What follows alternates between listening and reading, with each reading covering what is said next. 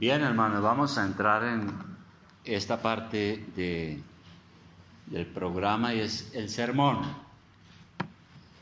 El sermón de hoy, hermanos, que Dios ha puesto en mi corazón, es un sermón un poco histórico y un poco doctrinal, un poco teológico, pero creo que es bueno de vez en cuando mirar la historia. A ver, hermanos, hace exactamente 502 años, un 31 de octubre de 1517, se dio comienzo a un movimiento que iba a cambiar la historia del mundo, la Reforma Protestante en Alemania. Y vamos a tratar muy brevemente, muy sintéticamente, resumir algunos aspectos sobresalientes desde cuando nuestro Señor fue a la cruz hasta hoy. Es casi milagroso.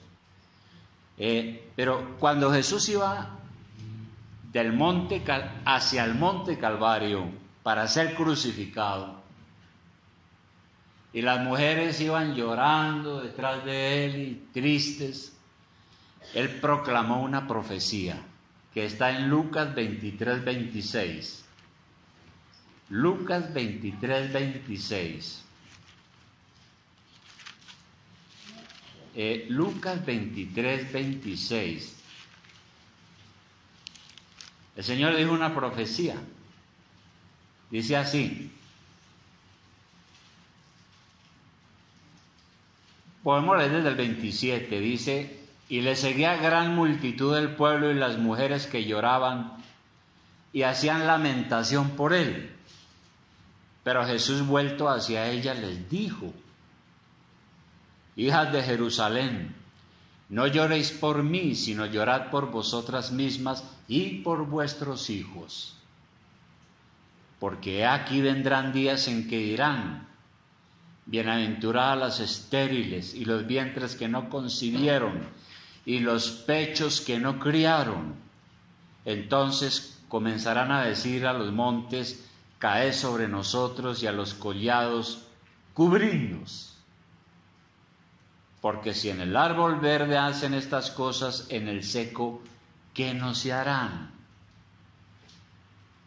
Eso es una profecía terrible, ¿no? Decirle a las mujeres que estaban llorando, decirles: mire, no lloren por mí, lloren por ustedes, porque vienen días terribles, donde será feliz la mujer que mejor no haya tenido hijos, o la que no esté embarazada, mucho mejor. Entonces días terribles vinieron sobre los seguidores de Jesucristo, y esta profecía se cumplió en el año 70 después de Cristo y de nuestra era, porque los ejércitos romanos, comandados por un general llamado Tito Vespasiano, invadieron Jerusalén, la destruyeron completamente, y a partir de ese día los judíos fueron dispersos sobre la faz de la tierra. Y no van a volver a ser unidos otra vez, aunque por ahí hay unas doctrinas que enseñan esas cosas. Los judíos tienen que arrepentirse y recibir a Cristo como su Salvador personal y llegar a formar parte de la iglesia del Señor. Bien, y Jerusalén fue destruida. Luego vinieron casi 3 siglos de persecución para la iglesia por parte del Imperio Romano, del paganismo. Es así como bajo el emperador Nerón, se cree que en el año 68 después de Cristo, Pablo fue decapitado. Y luego bajo otro emperador llamado Domiciano, que fue un sanguinario, asesinó a muchos cristianos. Juan fue desterrado a la isla de Patmos, donde escribió el libro del Apocalipsis. Entonces continúan el mundo. Habiendo sido perseguida la iglesia con el paso del tiempo, la iglesia estuvo escondida prácticamente. Ser uno cristiano pues era declarar la muerte. Pero llegó un emperador llamado Constantino, era un hábil político, y resolvió no perseguir más a los cristianos. Tal vez porque su madre se había convertido a Jesucristo. Entonces él empezó a apoyar el cristianismo. Y bueno, hay muchas otras historias sobre eso. El hecho es que los cristianos salieron de la oscuridad, de sus escondites, de celebrar cultos ocultos, y empezaron a tener una simpatía por ellos porque lo decía el emperador, y empezaron a tener cargos públicos y todo este asunto. Y la iglesia poco a poco empezó a ser reconocida y más respetada, hasta que ser cristiano llegó a estar de moda. Estamos hablando de hace 20 siglos, ¿no? Y entonces la iglesia empezó a crecer. Todavía no había ninguna iglesia católica, ni protestante, ni nada. No, habían iglesias en las ciudades que fueron fundadas por las misiones de los cristianos. Pero la iglesia empezó a crecer y al mismo tiempo se corrompió. Es lo curioso, ¿no? En el año 382 después de Cristo, dicen los historiadores, y todo esto usted lo puede investigar también, se dice que las iglesias más fuertes eran la iglesia de Constantinopla, lo que ahora es ¿Estambul? Bien. La iglesia en Antioquía, que siempre llegó a ser fuerte, y la iglesia de Roma. Y habían unas 40 congregaciones más diseminadas por el imperio. Pero al pasar del tiempo, debido a algunas coyunturas políticas, el pastor de la iglesia de Roma, porque en Roma había una iglesia de pronto que era como esta, simplemente, no era más, era un pastor. Ese pastor empezó a tomar la delantera y empezó a sacar unos argumentos y dijo, mire, esta iglesia aquí en Roma debe ser la más importante, porque es que esta es la capital del imperio, donde se inició el imperio y el imperio fue grande. Entonces aquí esta iglesia debe ser la más importante. Y por supuesto, si esta es la iglesia más importante, el pastor de la iglesia debe ser el más importante entre muchos pastores. Y empezó a decir que él era el sucesor de Pedro. Y resulta que no hay evidencia histórica, no se sabe con certeza si el apóstol Pedro estuvo en Roma, no se sabe. Pero él dijo que Pedro estuvo en Roma y que él, como pastor de esa iglesia, debía ser el más importante de todos los pastores, de todo el mundo. Y fue así como se fue configurando lo que conocemos hoy como la Iglesia Católica. Y se fue rompiendo la unidad de la iglesia, ¿no? Hasta que en el siglo X hubo lo que llaman un gran cisma, porque como el Papa siguió exigiendo que él era el jefe, el pastor de Roma, entonces la iglesia de Oriente, la iglesia conocida más tarde como ortodoxa griega, se separó definitivamente y nombró su propio pontífice y nombró su propia estructura, y la iglesia quedó dividida en dos: la iglesia de Oriente y la iglesia de Occidente. La capital de la iglesia de Occidente pues era Roma, y claro, hubo unas cosas políticas complicadas que no podemos mencionarlas ahora, pero quedaron como enemigos esos dos frentes. Tanto es que el Papa, el obispo de Roma, el pastor, empezó a excomulgar al de Constantinopla, y el de Constantinopla excomulgó al de Roma por tomarse atribuciones que no le pertenecían.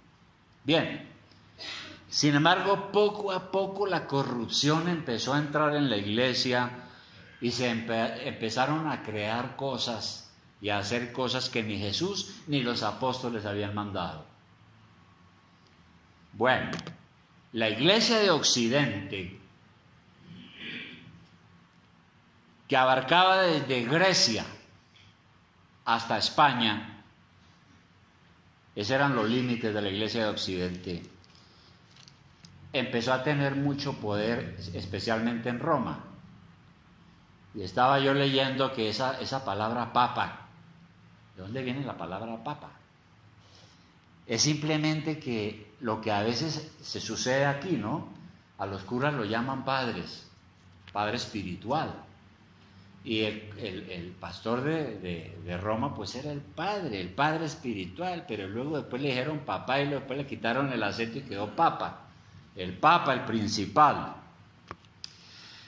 Pero mire usted que hacia el año de 1302, un papa llamado Bonifacio VIII empezó a decir que para uno salvarse era necesario someterse al papa. Para uno salvarse. Pero había muchos problemas. Habían el papado y el Vaticano y toda esta gente que eran más política que religiosa, habían caído en grandes conflictos y en grandes problemas de inmoralidad, como es el caso de Rodrigo Borgia. Hay muchos libros sobre él. Él llegó a ser papa mediante los trucos políticos. Dicen los historiadores, claro, la Iglesia Católica no va a decir eso, ¿no? Pero es cierto, que él compró el papado con dinero y ofreció puestos importantes y llegaba a ser papa.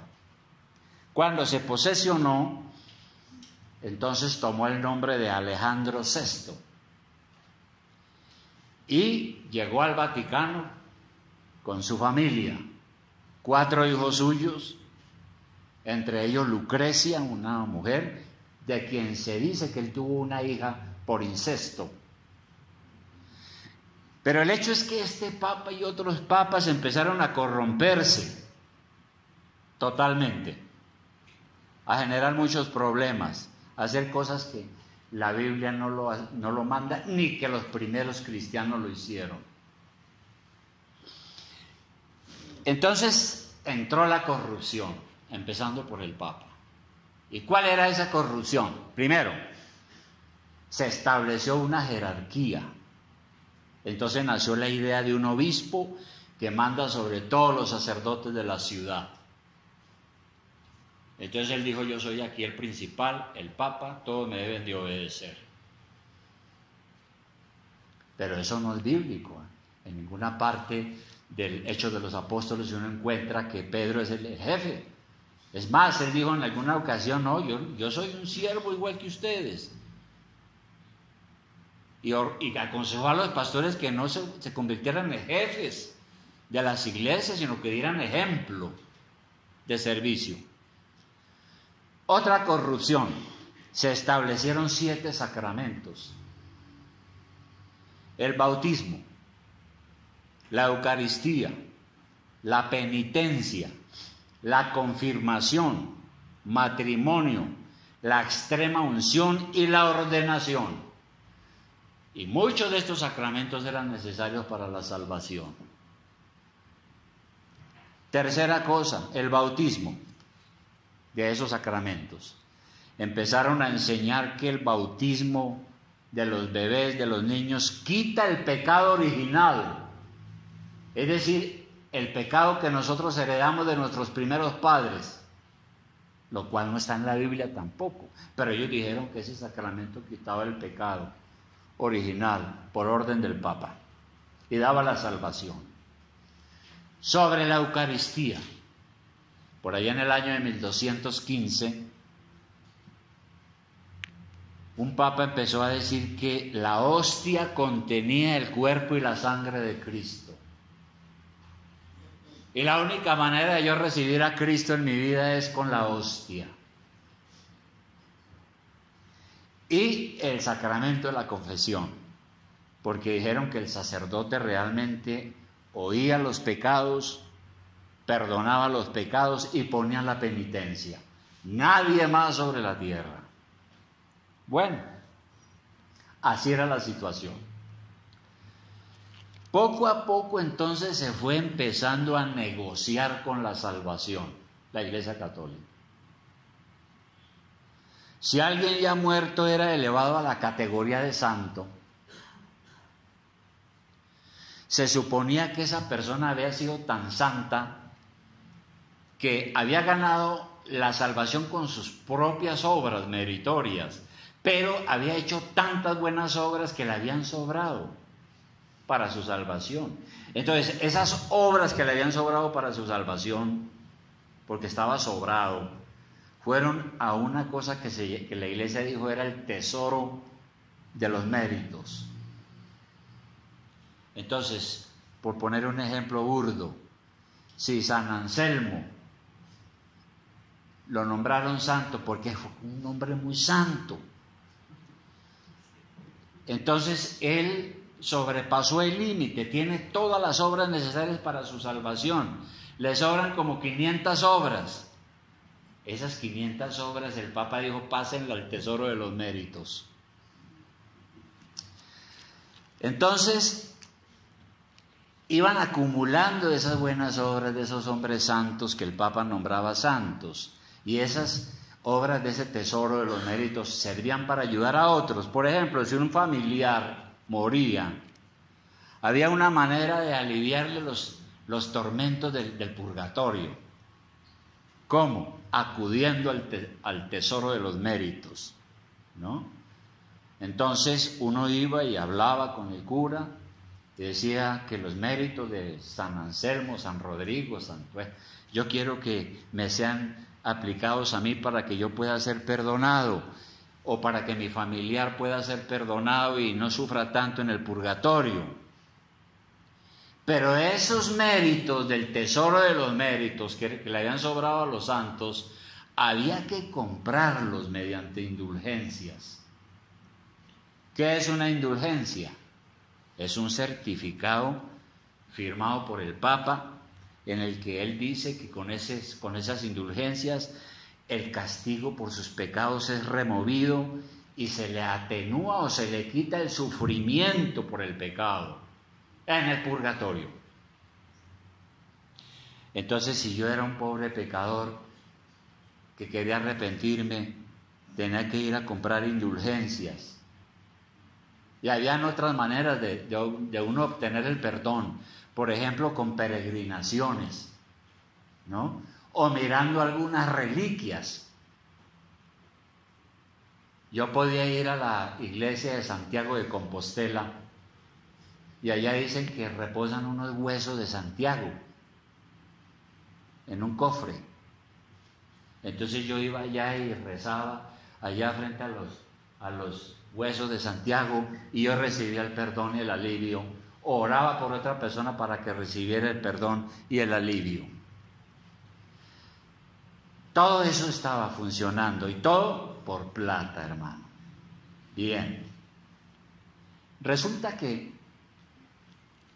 había un muchacho italiano de una de las familias más prestantes, una familia conocida como los Medici.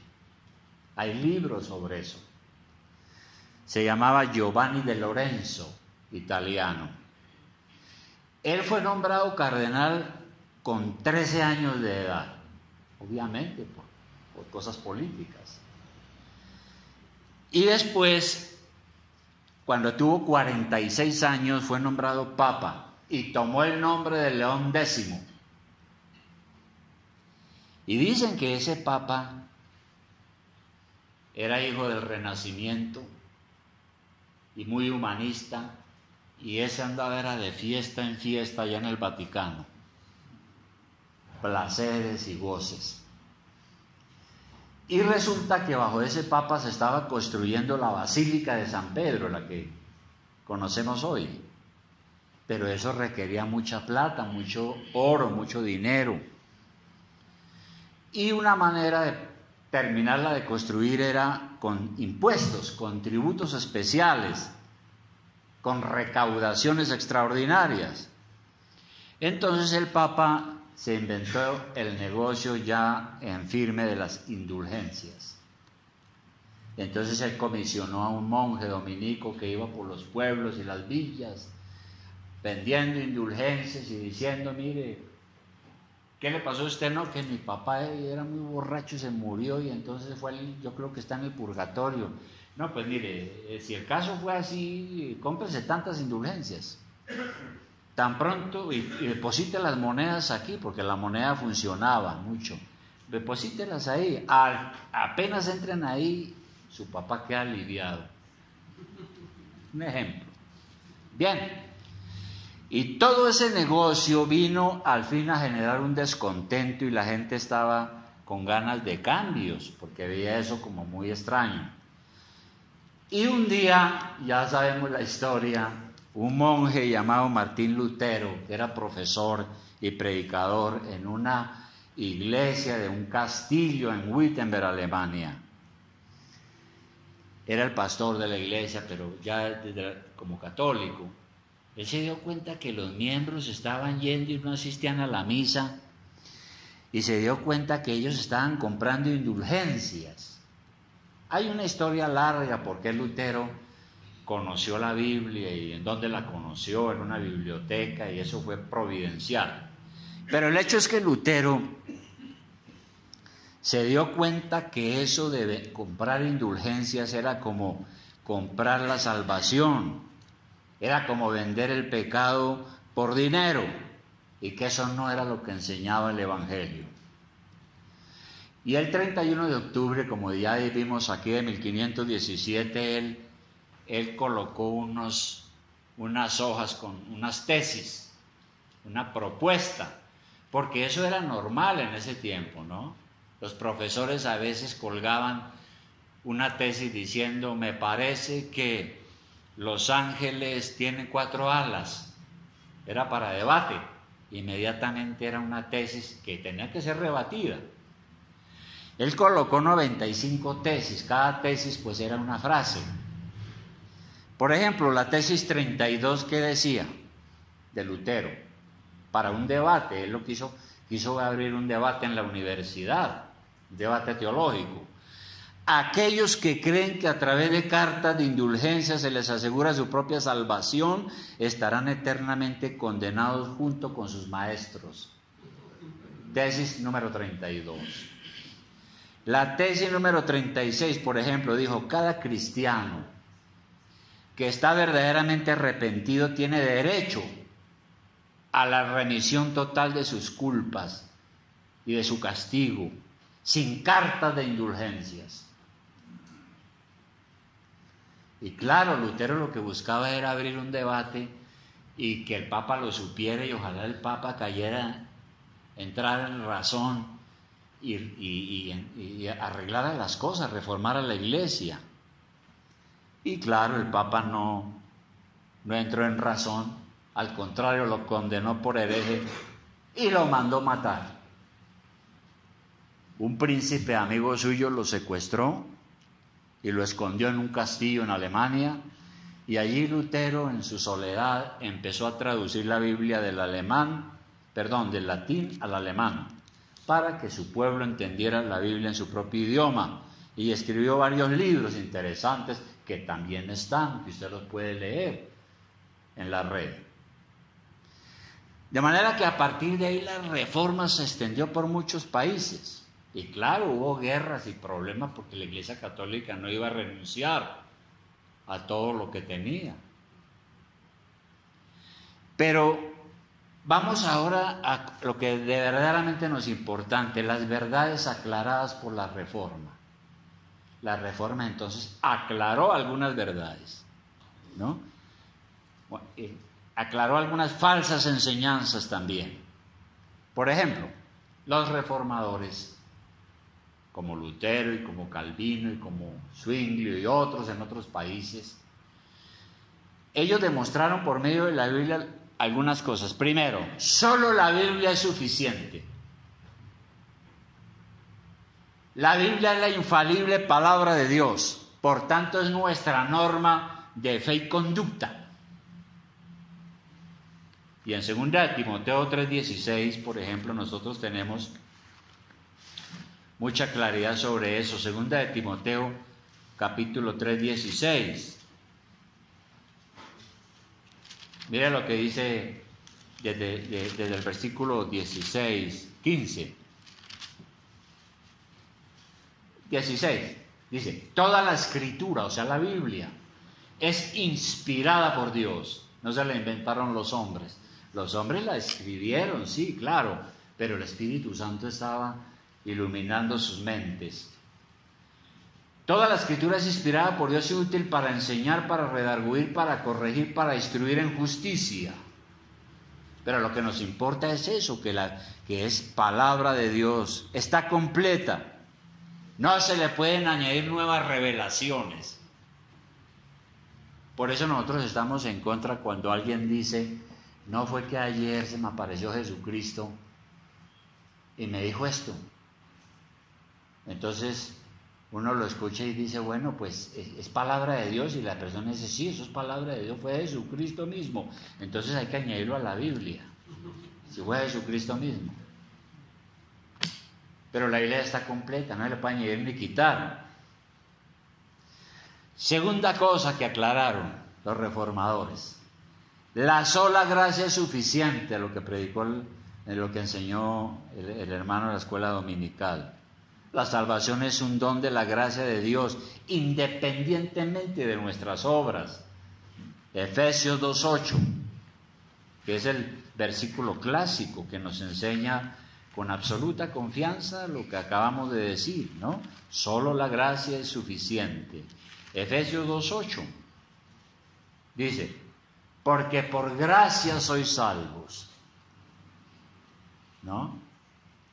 Usted no merece la salvación, usted merece la condenación. Y si Dios nos mandara al infierno, es completamente justo Él, porque somos pecadores, no merecemos la salvación. Pero en su gracia y en su amor y en su misericordia, el Señor envía a su Hijo Jesucristo y nos perdona. Por eso dice, porque por gracia sois salvos, por medio de la fe. Es decir, de la confianza que usted tiene en lo que Dios ha dicho. Esa es la fe. Y esto no de vosotros, es decir, esa salvación y esa fe no es de ustedes, es un don de Dios. Dios nos da la fe y nos da la salvación. No es por obras para que nadie se gloríe. Está claro. Tercera cosa que aclararon: la sola fe es suficiente. Somos salvos por la sola fe en Cristo. Porque Él fue el que murió en la cruz, el que derramó su sangre por nosotros, el que murió por mí. Yo tengo que apropiarme de ese sacrificio y decir, Señor, gracias porque tú eres mi Salvador. Y solo Cristo salva. Es la otra cosa que ellos dijeron. Solo Cristo salva. ¿Por qué razón? Porque Él es nuestro mediador ante Dios. Es el único que nos salva de nuestros pecados. Primera de Timoteo 2:5-6. Primera de Timoteo 2:5-6. Primera de Timoteo 2:5-6. Mira lo que dice el apóstol Pablo, iluminado por el Espíritu Santo, desde luego. Dice, porque hay un solo Dios. Aquí no es que hay varios dioses, es que Buda, allá para los orientales Buda es Dios, y allá para los japoneses es Confucio, y allá para los hindúes es Shiva. No, hermano, aquí dice, porque hay un solo Dios, dice la Escritura, ¿no? Un solo Dios, y un solo mediador entre Dios y los hombres. Hay uno solo que puede interceder por nosotros, Jesucristo hombre, el cual se dio a sí mismo en rescate por todos. Entonces nuestro Salvador no es la Virgen, ni los santos, ni las almas del purgatorio, como enseñaron hace muchos años. Por lo tanto, después de la muerte física, uno o va al cielo o va al infierno. Pues si usted se arrepintió de sus pecados y recibió a Cristo en su corazón y se acogió a su sacrificio por la muerte de Cristo, sus pecados son todos perdonados. No vendrá condenación. Pero si no ha hecho eso, va al infierno. Todo depende de si las personas recibieron a Jesucristo como su Salvador o no lo recibieron. Y tampoco es cierto lo que enseñó la Iglesia Católica en esa época, que hay un estado intermedio entre el cielo y el infierno, ¿no? El purgatorio, un lugar extraño. Y todavía, algunos dicen que eso ya lo quitaron, pero yo no sé, a veces por ahí hay curas que todavía hablan de eso. Es decir, si usted fue malo, pésimo, va al infierno, ahí no hay nada que hacer, pero si fue medio bueno, va al purgatorio. Y allá, entonces yo lo saco, si es mi papá o mi tío, con indulgencias, para que pase al cielo. Nada de eso. Los reformadores dijeron mentiras, mentira del diablo. Y por último, solo Dios debe recibir la gloria por nuestra salvación. Dijeron ellos, solo el Señor debe recibir la gloria por nuestra salvación. Como dice Romanos 11:36. Romanos 11:36. Que dice con mucha claridad, dice, porque de Él y para Él, porque de Él y por Él y para Él son todas las cosas. A Él sea la gloria por los siglos. Amén. Dice la palabra. De manera, hermanos, que conclusión a esto. Como digo, hay mucho que hablar, hermano, de esto, mucho que hablar. Podemos durar un año hablando de todos los pormenores y todo lo que pasó con esto de la reforma. Pero como hemos podido ver a través de este breve esbozo, la divina providencia de Dios ha guiado las cosas para que el Evangelio siga brillando con todo su esplendor. Porque el Evangelio y la gracia de Dios ya no se conocía en el siglo XVI, ni la Biblia. Pero Dios estaba obrando y levantó a esos hombres. Les abrió el entendimiento y les dijo, hablen, así los maten. Hoy como ayer la iglesia sigue siendo amenazada por nuevas formas de paganismo, ¿no? Si Satanás puede levantar un movimiento religioso para pervertir la gracia de Dios, lo va a hacer. Porque Satanás es el adversario de Dios. Por eso Lutero decía, ¿no? Es duro, es fiero, tiene poder, pero más poder tiene Cristo. De manera que la iglesia debe estar alerta y, como dicen, en permanente reforma. Me llamó la atención anoche que estaba viendo las noticias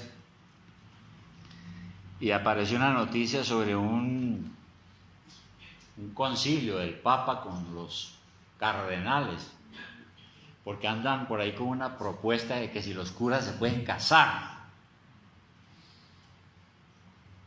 Entonces Francisco de Roma dijo, mire, se necesitan reformas. Recuerden, la iglesia debe estar siempre reformándose. Pues la iglesia de Roma nunca se ha reformado. Mandó fue matar a los que quisieron la reforma. Entonces, pero nosotros sí decimos que tenemos que todos los días estar con los ojos abiertos sobre la Biblia, mirando qué mentira puede presentarse por ahí y estar listos a una permanente reforma. Darnos cuenta de las nuevas doctrinas que se están levantando contra la pureza del Evangelio. Porque cada día aparece una nueva doctrina, un nuevo tema y aparece un nuevo personaje diciendo cosas que no están en las Escrituras. Cada día se levantan nuevas iglesias con enseñanzas extrañas y crecen mucho. Pero recuerda, hermano, donde está la mayoría, no siempre está la verdad. Hace unos años alguien decía, no, pero hermano, yo no sé qué le pasa a usted. Esa iglesia tan chiquita, tan pequeña, yo no sé si el Espíritu Santo estará ahí o no. Yo no sé qué pasa. Entonces yo le dije, mire, ¿y cuál iglesia crece? Me dijo, no, es que la iglesia más grande que crece es la de Bethesda. Una Bethesda. Es la que más crece. Esa sí es una iglesia del poder. Entonces yo le decía, mire, esa no es la iglesia que más crece en Bogotá. No es ni esa ni otras. La iglesia que más crece en Bogotá es la iglesia del Divino Niño del 20 de julio. Porque esos son, hermano, miles y miles y miles y miles, y hay milagros, sanidades y de todo. Y en Semana Santa ni se diga, hermano. Pero allá no está la verdad. Entonces, hermanos, hoy tenemos la responsabilidad de mantener en alto las Santas Escrituras como la norma suficiente de fe. Nosotros somos una iglesia bíblica y reformada en el sentido de que creemos en todo esto. El nombre es lo de menos. Estamos haciendo un esfuerzo para no salirnos de lo que dice la Biblia. No participamos en esa anarquía doctrinal que existe hoy en las iglesias, donde cada quien puede creer lo que quiera. Entonces hay iglesias donde cada quien cree en lo que quiera. Una anarquía, un relativismo. Sino en lo que dice la Escritura. Por eso nosotros somos una iglesia confesional, tenemos una confesión de fe. Si alguien viene y me dice, pastor, yo quiero ser miembro de esta iglesia. Con mucho gusto. Pero mire, en esto es que nosotros creemos. Y entonces le entrego un librito sacado de la Biblia que se llama Confesión de Fe. Ahí está todo lo que es la salvación, las olas, la gracia, todo. Si él lo lee en 8 días y luego me dice, pastor, yo no estoy de acuerdo, le digo, usted es libre en este país, no se preocupe, no, tranquilo, sigamos siendo amigos, búsquese una iglesia donde crean como usted, porque aquí no. Así he sido siempre. Entonces, hermano, ¿y por qué tenemos esa confesión de fe? Por lo que dice Efesios 4:14. Efesios 4:14. ¿Qué dice Efesios 4:14? Efesios 4:14. El asunto de la enseñanza, hermanos, del Evangelio, es para esto. ¿Para qué? Lo que dice aquí. Para que ya no seamos niños fluctuantes. ¿Qué es un fluctuante?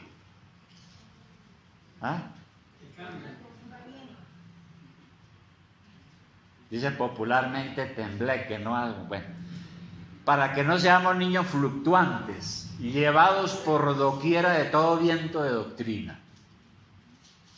Hay gente que las doctrinas se las llevan como el viento se lleva la hojarasca, ¿no? Un día creen una cosa y pues ya visitaron otra iglesia y ya le dijeron otra cosa y ya están creyendo en eso. Y después van a otra parte y les enseñan otra cosa y ya quedan creyendo en eso. Por estratagema de hombres que para engañar emplean con astucia las artimañas del error. Gente que tiene artimañas para enseñar la mentira. Usados por el diablo, claro. Sino que siguiendo la verdad en amor crezcamos en todo en aquel que es la cabeza, esto es Cristo. Y Él, Cristo, pues nos dejó la palabra y nos dejó todas estas doctrinas que estamos enseñando. De manera, hermanos, que finalmente usted es un cristiano que tiene la Biblia como su norma de fe y de práctica. ¿Usted es un cristiano que tiene la Biblia como su norma de fe y de práctica? Porque si usted es alguien que cree en la Biblia, pero también cree en fulano, sutano, mengano y en cosas que dice la gente por allá, pues no es así. La Biblia es la única norma de fe y de práctica. Porque si somos así, entonces vamos a ser llevados por todo viento de doctrina. Y uno tiene que tomar una decisión. Usted tiene que tomar una decisión. Al fin y al cabo, ¿a qué va a creer? ¿A lo que dice la Biblia o a lo que dicen los hombres? Y puede que haya por ahí algún hombre, ¿no? Con una iglesia de... creo que hay uno que está aspirando a tener la iglesia del millón. 1 millón de creyentes, de renacidos del Espíritu Santo. Y puede terminar diciendo cosas que no son ciertas. ¿Y a qué le voy a creer yo? ¿A él o a la Biblia? Tenemos que tener carácter cristiano y exponer la sana doctrina frente a las herejías que cada día aparecen. Porque el diablo se inventa todos los días nuevas herejías y él es feliz que usted se equivoque. Satanás quiere engañarlo a usted, y si usted cree algo falso, él es feliz que usted crea en eso falso.